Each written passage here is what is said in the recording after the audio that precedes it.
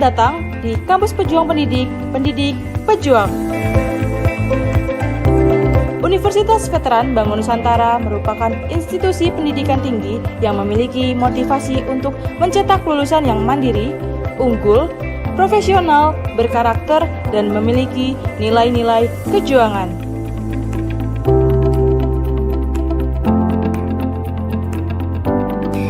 Saya Rektor Universitas Veteran Bangun Nusantara, Profesor Dr. Farida Nugrahani Magister Humaniora.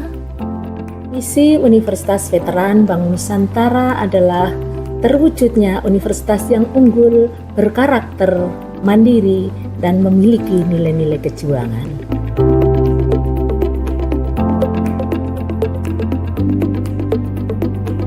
Univet bisa, Univet jaya, Univet unggul luar biasa.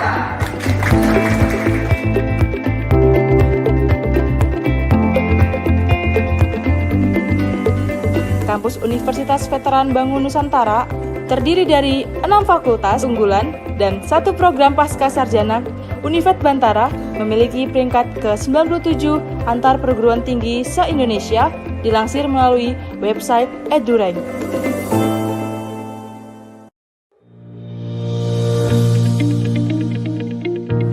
Menyelenggarakan pendidikan yang berbasis pada nilai kejuangan, Univet Bantara didukung dengan kegiatan perkuliahan yang terkelola secara profesional dan difasilitasi dengan sarana dan prasarana yang representatif guna mendukung proses pembelajaran mahasiswa.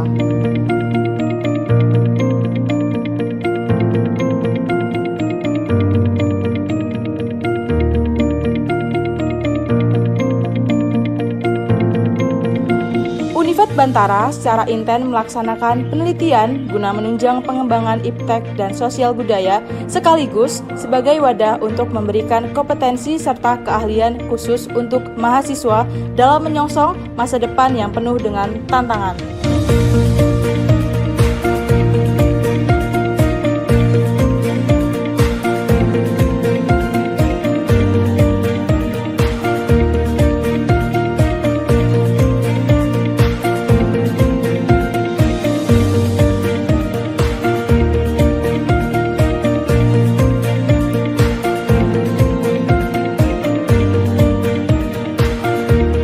Pengabdian kepada masyarakat merupakan bagian yang secara intensif dan aktif dilaksanakan Univet Bantara dengan melibatkan dosen serta mahasiswa sebagai wadah untuk membentuk karakter serta sebagai bentuk kepedulian sosial dan menjadikan generasi Bantara.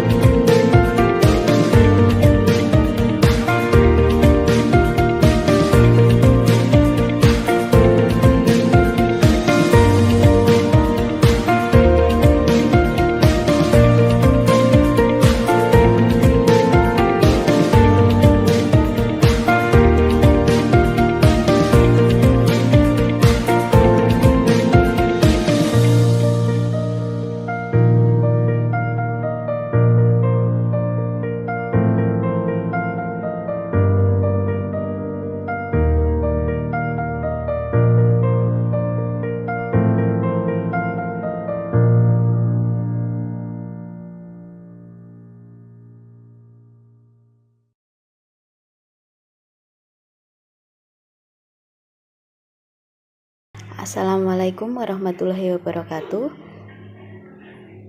Perkenalkan, saya Cici Dwi Supadmi Sulistia Angga dengan NIM 24225-217, mahasiswa PPG Calon Guru gelombang 2 2024. Di sini saya akan mempresentasikan seminar pendidikan profesi guru dengan dosen pengampu Dr. Singgi Subiantoro MPD. Untuk selanjutnya, pembahasan pada presentasi ini terdiri dari yang pertama, identifikasi diri, kedua, refleksi pengalaman belajar paling bermakna, ketiga, desain inovasi, keempat, rencana tindak lanjut atau RTL, dan yang terakhir, paradigma makna guru. Pembahasan yang pertama yaitu identifikasi diri yang membahas mengenai visi untuk pendidikan, visi calon guru, dan rencana untuk mencapai visi tersebut. Visi untuk pendidikan Indonesia yaitu mewujudkan sistem pendidikan yang inklusif, berkualitas, dan berkeadilan untuk membentuk generasi Indonesia yang berkarakter, berdaya saing global, dan berkontribusi aktif dalam pembangunan bangsa yang berkelanjutan. Maksud dari inklusif di sini adalah semua anak tanpa terkecuali berhak mendapatkan pendidikan, baik anak yang tinggal di kota, di desa, maupun anak dengan berkebutuhan khusus. Lalu berkualitas yaitu pendidikan bukan sekedar belajar di kelas, tapi bagaimana peserta didik bisa berpikir kritis, kreatif, dan belajar dengan cara yang bermakna. Dan berkeadilan yang berarti pemerataan. Tidak boleh ada kesenjangan antara sekolah pusat kota dan sekolah di pelosok. Semua itu bertujuan untuk membentuk generasi yang berkarakter kuat, siap bersaing di dunia global, dan yang paling penting, mau dan mampu membangun bangsa ini dengan cara yang bertanggung jawab dan berkelanjutan. Untuk yang kedua, visi calon guru, yaitu menjadi pendidik yang inspiratif, berintegritas, dan berdaya saing yang mampu membimbing peserta didik untuk tumbuh menjadi pribadi yang berkarakter, mandiri, serta siap menghadapi tantangan abad 21 dan semangat belajar sepanjang hayat. Maksudnya adalah, yang pertama, saya ingin menjadi guru yang menginspirasi, bukan sekedar mengajar, tapi membuat siswa termotivasi untuk terus belajar dan percaya pada potensinya. Yang kedua, berintegritas. Artinya, saya ingin menanamkan nilai-nilai kejujuran, tanggung jawab, dan keteladanan, dimulai dari diri saya sendiri. Ketiga, saya harus berdaya saing, yaitu terus belajar, mengikuti perkembangan zaman, dan mampu menerapkan teknologi dan strategi pembelajaran yang relevan. Visi ini juga menekankan pentingnya membimbing saya menjadi pribadi yang berkarakter kuat dan mandiri, karena ilmu saja tidak cukup tanpa nilai dan sikap. Terakhir, saya ingin menyiapkan peserta didik untuk menghadapi tantangan zaman, mulai dari teknologi, perubahan sosial, hingga globalisasi dengan semangat belajar sepanjang hayat. Untuk mencapai visi saya sebagai calon guru yang inspiratif, berintegritas, dan berdaya saing, langkah pertama yang saya ambil adalah mengembangkan diri secara profesional. Ini bisa saya lakukan dengan mengikuti berbagai pelatihan seperti seminar dan workshop yang relevan, serta aktif dalam membaca untuk memahami strategi pembelajaran terbaru yang dapat saya aplikasikan di kelas. Yang kedua, menjadi teladan dalam integritas. Sebagai guru yang berintegritas, saya juga berkomitmen untuk menjadi teladan yang baik bagi peserta didik melalui sikap jujur, disiplin, dan bertanggung jawab, baik dalam mengajar maupun dalam kehidupan sehari-hari. Yang ketiga, menciptakan pembelajaran yang bermakna dan menyenangkan. Saya menyadari bahwa untuk menciptakan pembelajaran yang bermakna dan menyenangkan, saya harus terus berinovasi dalam menggunakan metode pembelajaran yang aktif, kreatif, dan berbasis pada pengembangan karakter peserta didik. Yang keempat, mendorong kemandirian dan rasa ingin tahu. Saya akan memberikan ruang bagi peserta didik untuk berkembang dengan cara yang mandiri dan penuh rasa ingin tahu. Mendorong mereka untuk berani berpikir kritis dan memecahkan masalah secara pribadi. Kelima, memanfaatkan teknologi secara bijak. Penggunaan teknologi dalam pembelajaran juga akan menjadi prioritas saya. Dengan memanfaatkan media digital untuk memperkaya materi ajar, serta mengajarkan literasi digital kepada peserta didik agar mereka siap menghadapi tantangan zaman. Terakhir, menumbuhkan semangat belajar sepanjang hayat.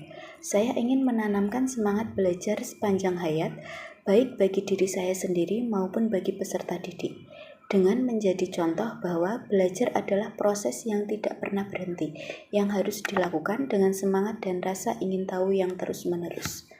Selanjutnya adalah pembahasan review mata kuliah.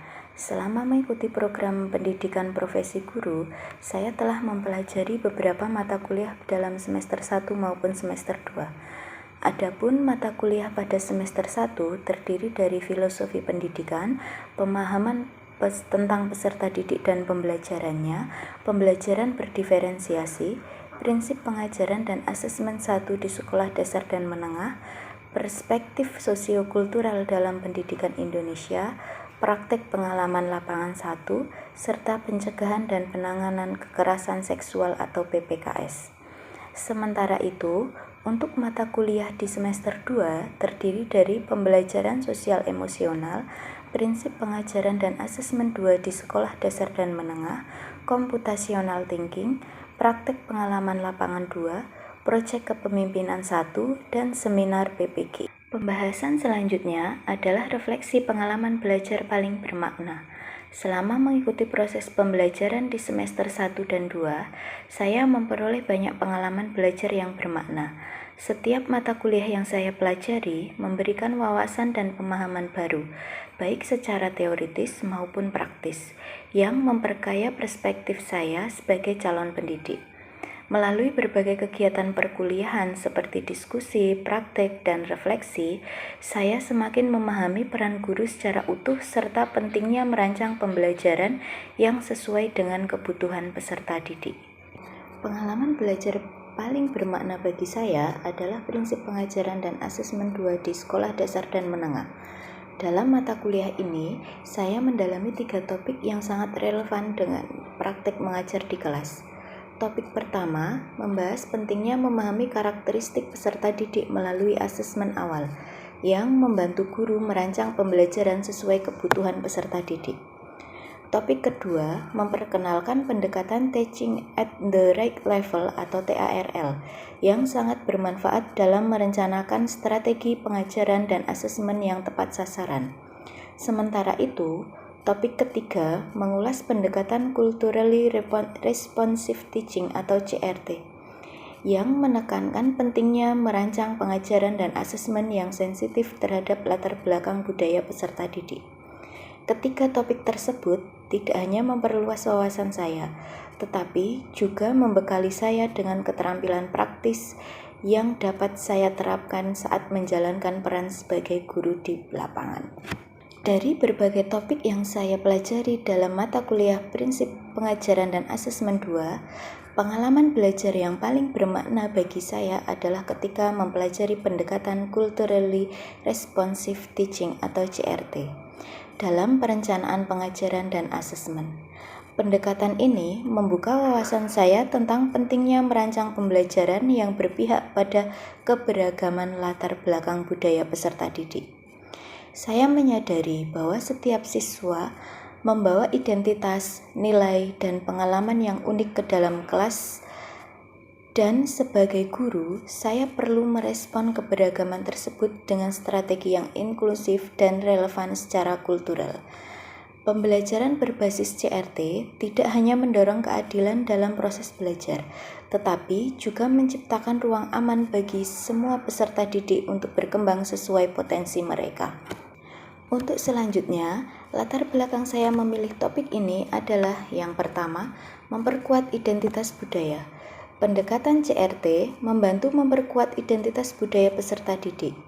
Dengan menghargai keberagaman, peserta didik merasa bangga akan dirinya dan ini mendorong terciptanya lingkungan sekolah yang harmonis. Yang kedua, menciptakan lingkungan belajar yang menyenangkan. Melalui penerapan pendekatan CRT, guru dapat menanamkan sikap saling menghargai terhadap perbedaan budaya dan latar belakang peserta didik. Saat mereka merasa diterima dan dihargai oleh teman-temannya, mereka akan lebih nyaman dan antusias dalam mengikuti pelajaran. Pembelajaran bermakna yang saya dapatkan dari mata kuliah ini adalah yang pertama, CRT adalah pendekatan dalam pembelajaran yang menekankan pentingnya memahami, menghargai, dan mengakomodasi keberagaman budaya peserta didik dalam proses pengajaran dan asesmen. Yang kedua, memahami bahwa penerapan pendekatan CRT berperan penting dalam menciptakan lingkungan pembelajaran yang mendukung dan menyenangkan bagi peserta didik tanpa memandang latar belakang mereka. Dan yang ketiga adalah melalui penerapan pendekatan CRT, saya sebagai calon pendidik dapat membantu peserta didik untuk lebih memahami dan menghargai identitas budaya yang mereka miliki. Selanjutnya, saya akan membahas mengenai artefak pembelajaran yang telah saya susun sebagai bagian dari penerapan pendekatan CRT. Artefak-artefak ini merupakan hasil pembelajaran dan refleksi yang saya lakukan selama mengikuti mata kuliah dan praktek di lapangan, serta menjadi bukti nyata upaya saya dalam menciptakan pembelajaran yang menghargai keberagaman latar belakang peserta didik. Untuk artefak yang pertama, berupa modul ajar yang dirancang dengan pendekatan CRT. Dalam modul ini, saya menyesuaikan tujuan pembelajaran, materi, aktivitas, dan asesmen agar relevan dengan konteks budaya siswa, serta mendorong partisipasi aktif mereka dalam proses belajar. Modul ini tidak hanya fokus pada capaian akademik, tetapi juga menanamkan nilai-nilai saling menghargai dan inklusivitas. Untuk artefak yang kedua, yaitu proyek pengajaran dan asesmen yang saya tuangkan dalam bentuk video pembelajaran. Dalam video ini mendokumentasikan bagaimana saya menerapkan prinsip-prinsip CRT secara langsung di dalam kelas, termasuk strategi pengelolaan kelas, cara saya membangun interaksi yang positif, dan bagaimana saya menyesuaikan pendekatan agar semua siswa merasa dihargai dan dilibatkan. Dan artefak yang terakhir yaitu refleksi serta rencana tindak lanjut. Refleksi ini memuat analisis kritis terhadap proses yang telah saya lakukan, termasuk tantangan yang saya hadapi serta pembelajaran yang saya peroleh. Sementara itu, rencana tindak lanjut saya susun sebagai bentuk komitmen berkelanjutan untuk mengembangkan diri dan mengimplementasikan pembelajaran yang responsif terhadap keberagaman peserta didik di masa depan. Selanjutnya, saya akan memaparkan tentang desain inovasi pembelajaran yang telah saya kembangkan dan saya terapkan selama proses belajar di PPG. Inovasi ini saya wujudkan dalam bentuk penyusunan perangkat ajar yang tidak hanya mengikuti kurikulum yang berlaku, tetapi juga mengintegrasikan nilai-nilai dari pendekatan CRT untuk menciptakan pembelajaran yang inklusif, kontekstual, dan berpihak kepada peserta didik. Perangkat ajar yang saya susun terdiri dari beberapa komponen penting. Yang pertama adalah modul ajar bahasa Indonesia untuk kelas 5 yang secara khusus saya rancang dengan pendekatan CRT. Modul ini memuat tujuan pembelajaran, aktivitas, serta asesmen yang disesuaikan dengan latar belakang budaya dan pengalaman peserta didik, sehingga mereka merasa terlibat dan dihargai dalam proses belajar. Komponen penting yang kedua adalah lembar kerja peserta didik atau LKPD dalam bentuk kegiatan kelompok. Pada kegiatan ini, peserta didik diajak untuk membuat teks eksplanasi berdasarkan poster yang telah disediakan. Aktivitas ini bertujuan untuk menstimulasi kemampuan berpikir kritis dan kolaboratif siswa, sekaligus membuka ruang dialog antar budaya melalui media visual yang beragam. Terakhir, saya juga menyusun bahan ajar bahasa Indonesia yang berfokus pada materi teks eksplanasi. Bahan ajar ini saya susun agar mudah dipahami oleh siswa dengan berbagai latar belakang, serta mendorong mereka untuk mengaitkan isi pembelajaran dengan pengalaman dan lingkungan sekitar mereka.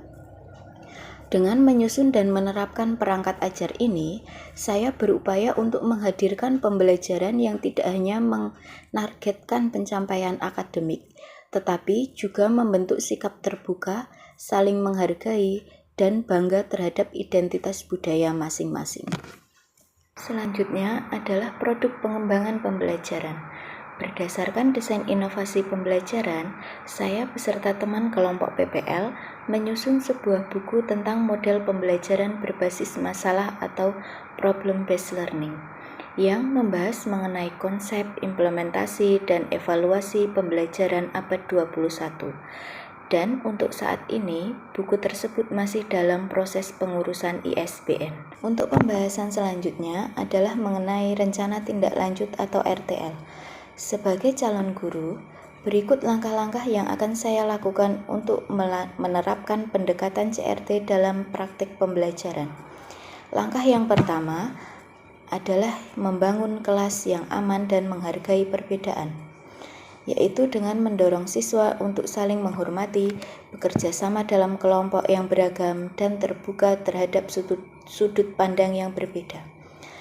Untuk langkah yang kedua, yaitu merancang pembelajaran inklusif, yaitu dengan menyusun rencana pembelajaran yang mengakomodasi keberagaman budaya siswa baik dalam materi, contoh kasus, maupun metode penyampaian. Yang ketiga, yaitu menggali latar belakang peserta didik. Dengan mengumpulkan informasi tentang budaya, kebiasaan, bahasa, dan nilai-nilai yang dianut oleh peserta didik melalui observasi, wawancara, dan asesmen awal. Yang keempat, menggunakan sumber daya yang beragam, yaitu dengan memilih bahan ajar yang mencerminkan keberagaman budaya agar siswa merasa terwakili dan semakin terlibat dalam proses pembelajaran. Dan yang terakhir yaitu melakukan refleksi dan evaluasi berkelanjutan. Dengan melakukan refleksi terhadap praktik mengajar dan meminta umpan balik dari siswa untuk memperbaiki dan menyempurnakan pendekatan pembelajaran CRT. Untuk pembahasan yang terakhir yaitu mengenai paradigma makna guru.